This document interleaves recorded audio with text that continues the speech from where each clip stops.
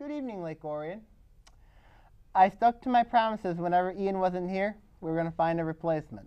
So, I found a replacement, at least for this week. I got Chris, and he is between Taorminas.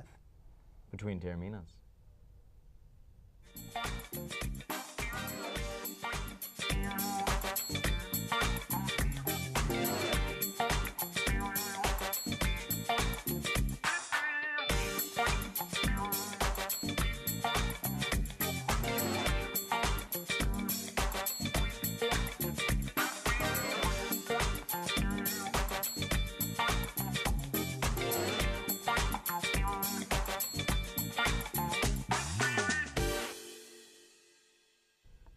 Hello and welcome to Between Taorminas. I'm Chris Arita, and today we have a lot of good topics for you, including the Tigers. You're not going to ask us how we're doing? How are you doing first, before the Tigers? I'm good. How are you? Good. You look like a robot. I look like a robot. You look like a robot. Why do I look like a robot? You just sound like a robot. You said I look, now I sound. You sound like a robot.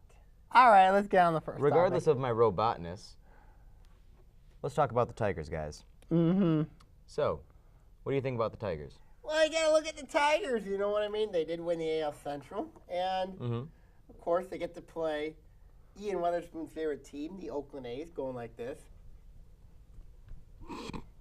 With his best friend, Coco Chris. Isn't he with Coco Crisp as we speak? He's with Coco Crisp as we speak. Poor Ian. Yep. No, it's not poor Ian. He deserves to be with Coco Crisp. Okay. Good point. Good point. Now, going into, let's be honest here. This series is very dangerous for the Tigers because the last series the Tigers had with the A's, the A's took 3 out of 4. And they completely manhandled Tigers pitching. They were very good in this series. Their bats came alive. It is a concern because the series was at Comerica. And first game's at the Oakland Coliseum. No, but I'm talking about then. Oh, yeah. I'm talking about right now. Yes, the first game of the series is at Oakland. Oakland scares me because they got some good hitting. They got some good pitching. They're young. Well, let's look at Oakland here. They got a very good. Yeah, their hitting is very good. You got Josh Reddick. You got Coco Crisp, who has been a Tigers killer in his career. And then, of course, you got Josh Donaldson, who's good. And then you also got a couple good ones that are very good over there. Oakland, they're not a bad baseball team, you know. I mean, give credit, they had a good season. You know? Now, the Tigers got swept by the Marlins. Yeah, it's a major concern, especially when you get no hit. But, I mean, the Tigers really had nothing to lose. I mean, it's still not a good thing heading into the series with Oakland is that your offense looked awful. Regardless of how they're playing, though, guys, let me ask you this. Do you think that the change of format in the first round is going to weigh in the Tigers' way? Is that going to change anything at all? No. No? Because you got to look at what it is here. Oakland's a tough place to play. You got to look at what Oakland has. I know the Tigers have fielder, Martinez, Cabrera, who's not healthy right now. Scherzer, who's in the conversation for a Cy Young Award. And then you got to look at Verlander. He's struggling. We forgot Austin Jackson and Torrey Hunter, too. We haven't. But the thing is that here's what, if the Tigers won 2 games at Oakland last year, including the big one, which was Game 5 at Oakland. Where Verlander went off. The Tigers know what it takes. They won 1 game at Oakland last year. They won 2. No, 1. Well, nonetheless, they won the game where it had to count, which was at Oakland. And the Tigers can win it here again. This is a series where I think that, unlike last year, the Tigers have more hitting, more hitters. If you look at Jackson, Hunter, Cabrera, Fielder, Martinez, Kelly's went off as well at times. I mean, you look at that lineup. I don't want to face that lineup. That's a very dangerous lineup to play. Oakland's got the pitching to do it. They got the pitching, yes, but those hitters on a consistent basis. Oakland here is going to give the Tigers fits because not only their offense, but also you got to look at it here like this. The Tigers struggle against teams with speed. Oakland's got speed. Oakland's got power. This is why it's a dangerous matchup. If I'm the Tigers, I'm scared of Oakland. I'm afraid of Oakland. This is your typical David versus Goliath. And Oakland's got something to prove because they lost the Tigers last year. But don't you think the Tigers have something to prove, too, because of Oakland beat them the last series? Yeah, but I still think that Oakland has got a lot to play for here in this series. So do the Tigers. Everybody's talking about the Tigers wanting to be in the World Series. Now, we know another team. I mean, like, we could go projections right now. I was going to ask you guys that. So, with all of that said, I want each of you to make a prediction on what you think the series is going to be. I'm going to say Oakland in 5. Oakland in 5. Oakland in 5. Okay. Tigers in 4. I think Tigers will win in 4. I think that the Tigers will get the job done at Comerica. I think Oakland wins the first 2. Tigers win if the next the Tigers, all they need to do is win 1 game at Oakland. And then, you know what? I want to congratulate another team who made the playoffs. Oh, go. The Cleveland Indians. The Cleveland Indians made the playoffs, which means I want to bet off somebody. And this guy has something, according to this, owes me something. Mr. Garrett Kolosian. Garrett Kolosian. What? Hey, son. Where's my dinner? Where is it? I was at the Olive Garden. I mean, like, you got the code of the Olive Garden, you know, and you get to buy my dinner. I'm so happy for that because the Cleveland Indians, you said we're not going to make the playoffs. Now they're in the playoffs. The Texas Rangers are playing in the wild card game tonight, you know, and that winner plays the Cleveland Indians. So you think about it, Texas is in, Cleveland is in. I mean, Cleveland's already in, and you look at it here, Derek Kolosian, you're losing all this. And I'm really happy about it. Woo-hoo. All that for some Olive Garden breadsticks. Salad, too. All that. Yep. So, obviously, let's look at that series here. You got Tampa Bay plays Texas. That winner plays Cleveland. Yep. And then that winner is going to play Boston. Right. I would say that Boston's got it nice and cozy with a double elimination, whereas the Tigers and the Athletics know completely right away. They're playing each other right away. Yeah. I like Texas over Tampa, and I think Texas is going to beat Cleveland. You like a Texas minus Josh Hamilton? Yeah, Texas. Yeah, they're going to have Nelson Cruz back. They will. You're right. He is right. They will have Nelson Cruz back for that game. He's coming off his suspension. So I would say that Texas is not. And you got Alex Rios who can play, you know, and then you got. You know. Can't count out Tampa, but the problem is, if this game was at Tampa, I would say it favors Tampa. But with the game being in Texas, it's going to be very tough for Tampa to overcome. And then they have to go to Cleveland. Cleveland's a very, very, very dangerous at home. And fans are excited there in Cleveland, looking forward to coming back to the playoffs. Browns have been winning, and the Tribe are in the playoffs. A lot of good things right now going on in the city of Cleveland. But there are a lot of good things going on in Detroit, too, as we'll discuss later with the Lions. All right, guys. I think that's enough for some Tigers talk. When we come back, we'll talk about some more about the Lake Orion football team and their season thus far. They had a game recently at Ford Field. When we come back on Between Taorminas.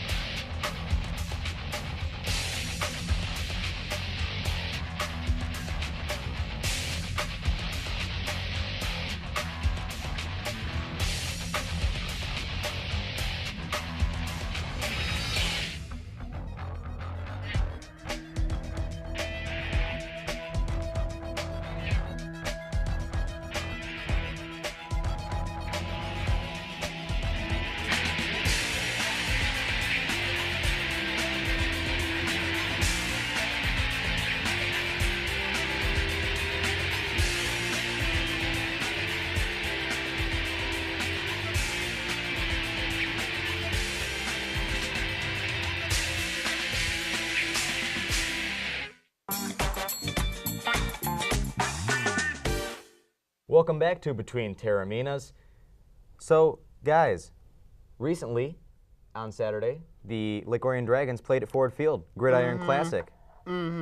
I know we were all there at the game. Yep. How'd you guys like that? I didn't like the third quarter when it was tied 17-all. I mean, you got to look at this team. I mean, like, Lake Orion, they were sloppy in the first half. They looked awful, in the first half. They turned the ball over. They fumbled the ball twice, threw a pick, 3 times. And then to see Troy go down the field and score 2 touchdowns like that, to tie it up 17, that's a concern right there. That's alarming. Regardless of that, though, when you come out right after being tied at 17 and score 35 straight points, is it really that bad? Well, not really, but you got to look at it for about literally 2 games and 3 quarters. This Dragons offense has been out of sync. They've been struggling.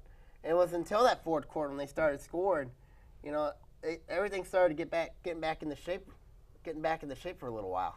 Well, at that point, you could probably say that it was just a snowball effect. It just got worse and worse and worse, kept rolling downhill. Well, I would disagree there because you look at last week, Lake Orion got humbled by Stony Creek, and badly.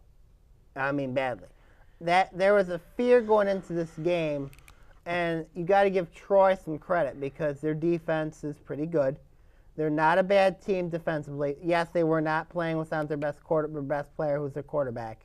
But you got to give Troy some credit. Troy had to make this a low-scoring affair, and outside a couple Lake Orion turnovers, Troy pretty much did that. And if you look at it, the game it felt very un-Lake Orion-like. In terms of how Lake Orion was playing, how Lake Orion was competing. It really felt un-Lake Orion-like. And then when you see Troy tie the game at 17, it was like, there were some fears of, here we go again, this could be the same thing Stony Creek. Well, go ahead. Then when Corey Esther scored that touchdown to make it 24-17, you still weren't feeling safe, and then Logan Shadiah got the football and made it 2 touchdowns. Then you started feeling a little bit more comfortable. Then Connor Grant had a nice touchdown as well, and pretty much the game was out of reach. Well, the 2 touchdowns to tie it were both on long bombs down the field. Yes, which Troy was very much well known for. Yeah, I mean, if anything, that could be blamed on the Dragons secondary. It's not really a whole team thing. It's just one blown play. You take gambles. You take gambles, and you got to give. Brad Chisholm gambled on that second one. I mean, like against Wonderlook when you get that touchdown, that's not an easy thing to do. But you got to give Troy some credit because Troy made those passes, and that could have easily been broken Troy up. was playing without their starting quarterback, Jay Jarish. Went with Nick Bradley in that game. He ain't a bad quarterback.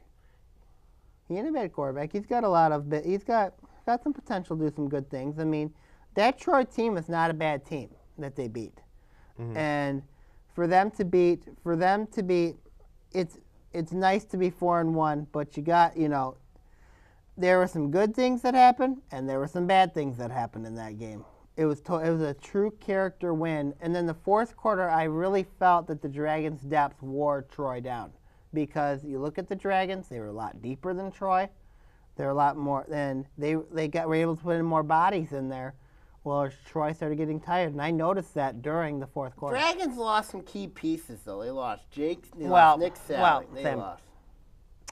Bottom line is, you have injuries. You can replenish them. You know what I'm saying? You can make adjustments. Well, you can replenish them with other guys because you got other guys that are ready. And Coach Bell talks about this all the time. You got to come in. You got to be ready. You got to be ready to play. And a lot of those guys, you got to give. One guy I got to give a lot of credit to is Jack Luby. Jack Luby played very, very well at that linebacker's position on Saturday, and he made some really big plays. He's the one guy that I felt that outside Corey Esther that had a great game. Other than him, and also, not to mention Logan Shadiah as well. But I feel like that Jack Luby deserves a lot of credit for how he played, especially on defense. You feel like this game had so much momentum it could carry on into the next couple weeks? You know, you build off a win. This was a character win. Obviously, after what happened with Stony Creek, obviously you're not going to be able to fix what happened with Stony Creek. I think that but until the playoffs. But you just got to build off of this with Troy. You got to build off it for next week against Rochester, 2 weeks against Pontiac, then a big one against Clarkston in 2 weeks. That's going to be a war.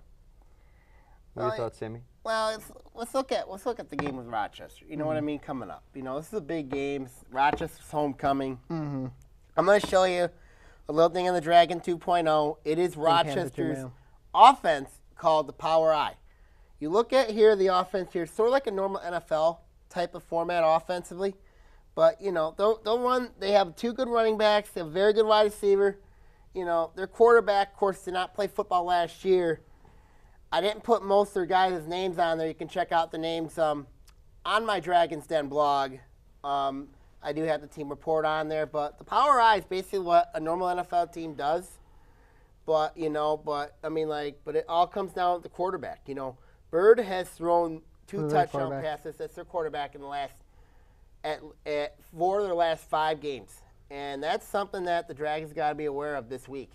Well, the one thing is that the Dragons do always have size over Rochester. Rochester, from what I've seen, is a very small team, not just in roster size, but in stature. They don't have any real big guys on their team. Rochester returns 26 seniors, and all their offensive line and all their defensive line is back on their team this year. But you do bring up a good point. Depth is going to be very, very key. And I'll be honest, Troy is deeper than Rochester. And Rochester's not very, very deep at all. I think that depth will ultimately play a role in this game. And I think it's going to prevail. Well, if the past proves something, it's that Lake Orion is infamous for ruining other teams' homecoming games. They're 2-0. Last year they were 2-0 on homecoming. Mm-hmm. You know, and they ruined Farmington's and they ruined Pontiac's. And isn't that a sweet feeling? Isn't that a sweet feeling being a Dragon? It feels good to ruin a homecoming, but also that but you know what? Those kids are kids, and they're probably going to celebrate. You know what I mean? Their homecoming with their dance on that Saturday. Mm-hmm. I think that I'm going to make my pick right now. I'm going to base my pick right now. I'm going to say the Dragons win based on one man. One man, the power of E, Eric Jennings. A picture out there? No. I guess not. But anyways, but I think that Eric Jennings plays such a big role in a lot of the players that he's one of those coaches that, you know, as a player, you want to go out there and win for him. I think that I ultimately talk about the power of E. Obviously, I make fun of him, pick on him, but I mean, he's a great guy, and I think that the Dragons will win this game. I think that they're going to win handily. I think the Dragons are just too deep. I think the Dragons are a lot better coached than Rochester. I think that they're going to get it done, and I think that, you know, and they need this game. If they want to make playoffs, they got to win this game. I think Orion wins 42-21. Rochester keeps it close early, but I think Orion wins in the end because of their depth. All right. With that said, overall consensus is Lake Orion Dragons are going to own. When we come back on Between Taorminas, we'll have some Lions talk. When we're back, we're Between Taorminas.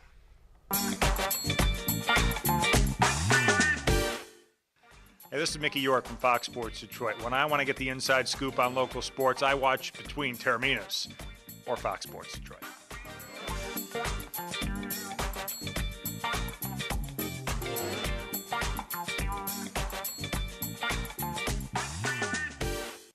We own a Habitat home. I love working on my Habitat home. Soy dueño de una casa de Habitat. My neighbor is a Habitat homeowner. Being a Habitat homeowner has changed our lives.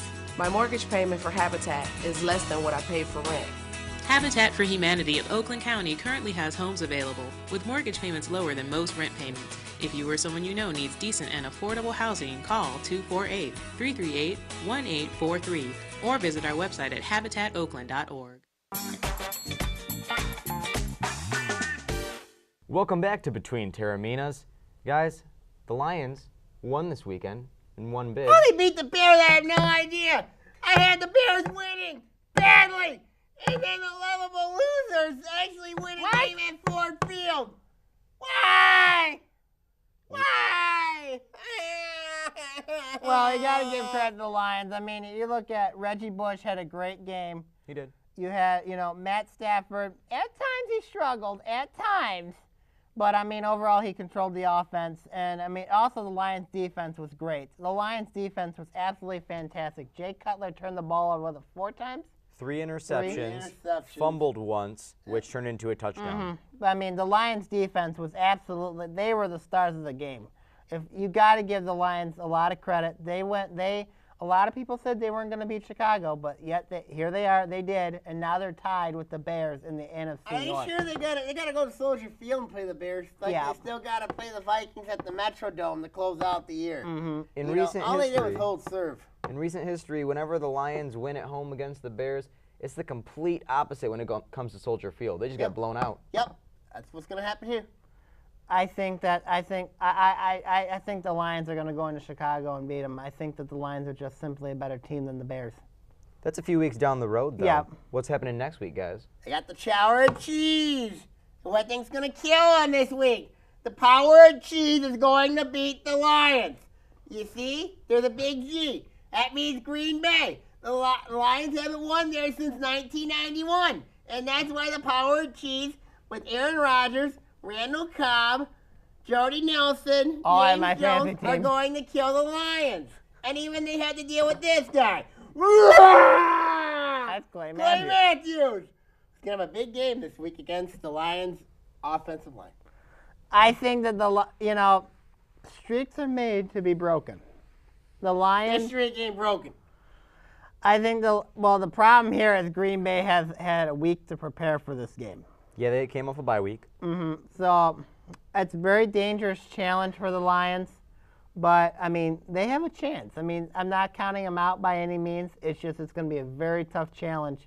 Going into Green Bay in Lambeau Field, place they haven't won since 1991, I'm going to say Green Bay wins. 42-7, Green Bay.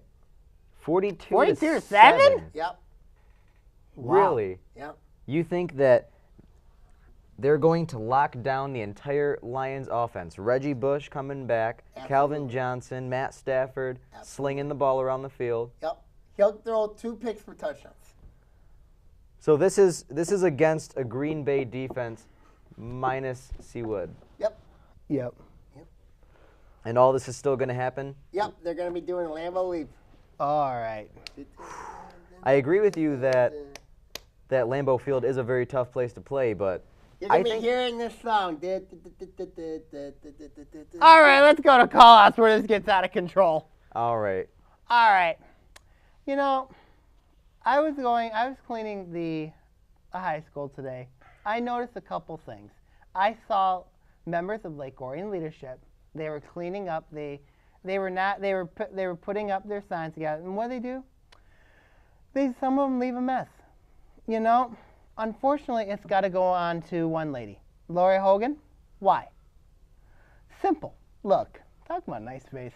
Anyways, your kids need to be better at cleaning their messes. I'm not saying that they're not bad kids. They're certainly not that, but they just need to be better at cleaning up their messes. Mrs. Hogan, you need to do better at telling your students, hey, you know, this is it's your class. You need to do better. They need to clean up their messes a lot better. I'm not saying that they're bad. They're absolutely not that. It's just with leadership here, you know, my question is, what are they leaders of? You know, they're supposed to be leading the students? I don't know. I just don't understand the concept of leadership. Next week, you got a big event, homecoming. This is a big event for leadership. You got the pep rally, you've got the homecoming parade. Those are all big events. Most times you do a pretty good job. We'll see how it goes, Mrs. Hogan. We'll see how it goes. I got 2 call-outs this week. First one I'm going to call out, Samantha is, of course, of company here. Of course, has a very nice facility. And their name is the Ford Field Management people. Ford Field Management people. Why? Let's look at it here. You have a nice press box. You have a nice security guard who who somehow got onto YouTube and watched our shows now. That's a good thing. And I asked for directions. He said, I thought you knew the place.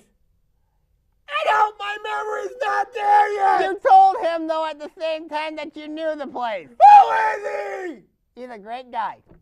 I don't know what he does. He's in charge of security. Oh, well. And then my last call out is the, who in the world lets this guy in who sings an annoying song when the Lions score the touchdown, the theme song goes forward. There he is. His name is Theo Schmite. Theo Schmite, what? You have a terrible voice. What? For crying out loud. You go like this. Forward down the field to a team that should surrender and yield. Like that. Look at the Lions here. Where were you at when they were all at 16? Where were you? Who are you? Why? Get a voice. I have a better voice than you do. Are you going to lose it there? I have no idea anymore what this guy does. That guy needs to get music lessons. Sammy, he's sung it for years for the Lions. And they're saying he needs music lessons? You bet you. Why? The Lions are a traditionalist team, in a sense. They don't even have cheerleaders. They have a mascot. They need cheerleaders. They're not the Dallas Cowboys. They need to be the Dallas Cowboys. They're not the Dallas Cowboys. The Dallas Cowboys are a perfect example. You got Dallas Cowboys, Tampa Bay Buccaneers, Oakland Raiders, and Carolina Panthers because they all had cheerleaders on the field that supports them. When was the last time any of those teams won a and Super Bowl? And even of course, the Dallas Stars have ice boy. girls. Are we going to start talking about the Dallas Stars now? Hockey starts up this I know hockey starts up again. Yep, it's going to be underway soon. Yes, it will be. And a new star has risen. You're nuts, right? Dallas Stars will make the playoffs and win the Stanley Cup. This year. Because a new star has risen. All because they have cheerleaders? No, because they got a new core. Ian Weatherspoon, if Ian Weatherspoon was here, he'd be saying, end the show. You know what? I think it's about that time. Thanks, everyone, for joining us on Between Taorminas, here with Anthony. Thank you very much. And Sammy, with his star. Dallas Star. Join us next week when we're back in the same place, same time, on Between Taorminas. Ian will be back. Ian will be back.